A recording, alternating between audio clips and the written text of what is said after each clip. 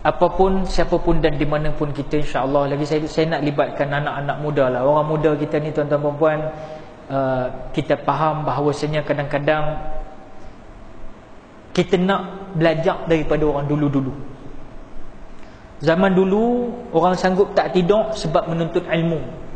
Zaman sekarang sanggup tak belajar kerana banyak tidur. Zaman dulu sanggup berjalan jauh demi majlis ilmu. Tanyalah pak-pak kita. Zaman sekarang belajar jauh-jauh sebab nak berjalan-jalan. Zaman dulu masalah fiqh ditanya kepada alim ulama, takut orang nak bicara.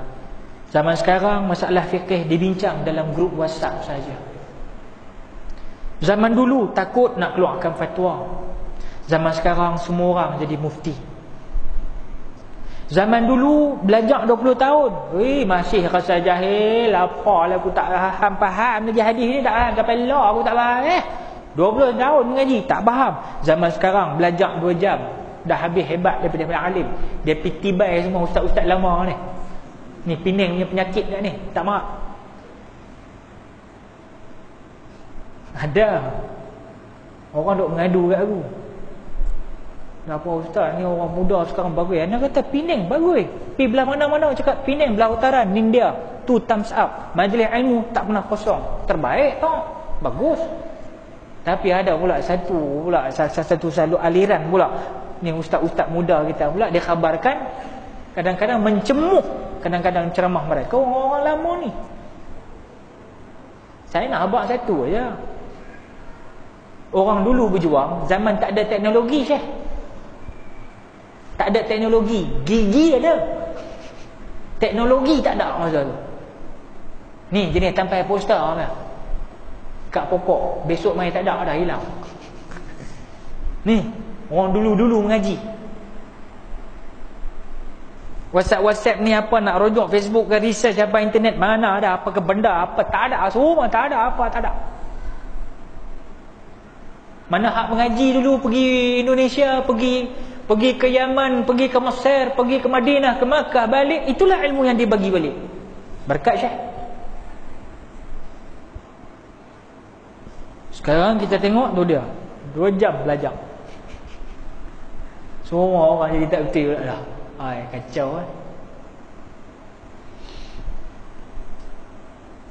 Dia pertemuan tau, akhir-akhir ni pertemuan. Ada mirip kita ni nak jadi macam Mekah pun ada. Tak ada masalah. Sebab kita di Mekah elok aja ikut macam orang Mekah tu.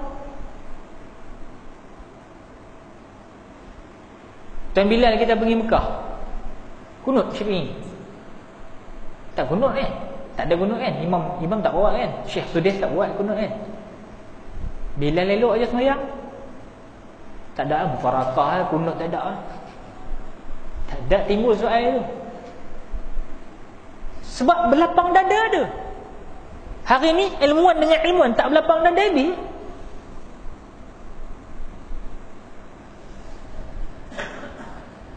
Jangan jadi mangsa orang di bawah. Tak maaf Syekh. Zaman aku mengaji dulu, sembahyang tu, kaki kat bawah tu, letak tu elok-elok. Jadi kalau sujud ke, rukuk ke, sujud, jadi elok. Tapak ni menghadap kaki kiblat semua kan. Yang ibu jari kaki kita ni. Tapi semua elok. Jadulah letak dah. Main pula satu WhatsApp pula. Selama hari ni sembahyang kita tak betul. Semua kena pergi rapat kaki baru betul. Pula dah. Tak pening kepala dunggar kita. Dulu aku mengaji jaga lain ni mai wala lain tak.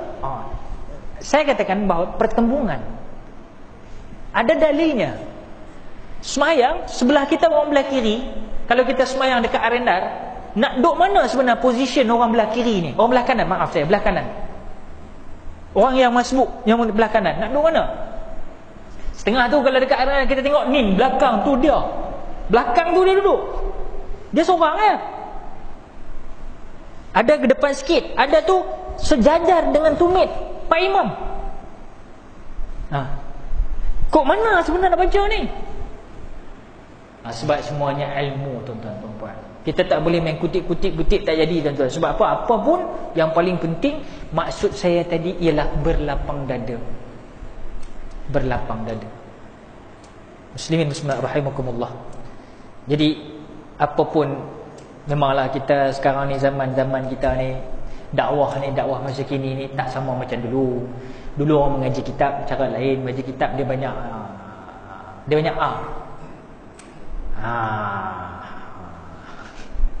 ada tak? Kalau kat Perak tu ada ni. Dan ada pun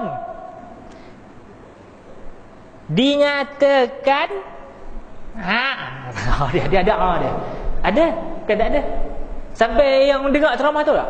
Saya lagi kena tengok dia ni. Nampak? Dia tahu tu. Sebab sekarang fenomena ustaz banyak menyanyi. Dulu aku seorang aja menyanyi. Tu yang aku kena bambu gulu gilir dengan ulama-ulama tu. Apa menyanyi. Sekarang tu habis semua menyanyi. Bukan pasal aku, tapi pasal itulah planet yang ada sekarang.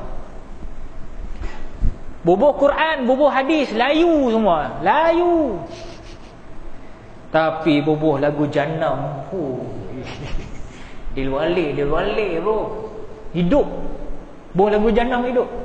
Akak-akak hidup lah puan. Tengok akak senyum ya. Kan? Hidup. Janam pula. Kita tukar sikit. Janam kalau kita tak bersolat. Duit sana sini apa guna kalau tak berkat. Hidup mewah di dunia tapi miskin di akhirat. Jangan sampai nanti diri kau tak sempat bertaubat. Macam ada nak sambung jangan dalam rumah Allah ni. Boleh ubah.